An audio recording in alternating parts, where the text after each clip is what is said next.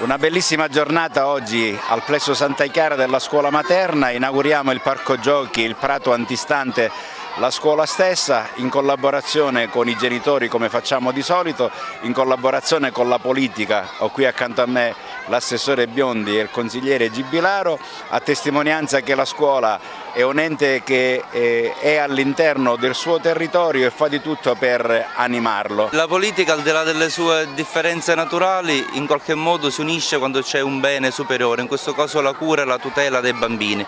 Grazie ad una comunità scolastica molto solida come questa del villaggio Mosè, che ha per tanto tempo insistito affinché si potesse recuperare l'area esterna che di fatto era interdetta. In questa scuola l'amministrazione comunale ha provveduto a poterla far sistemare dopo che per tanti anni in qualche modo era stata inservita.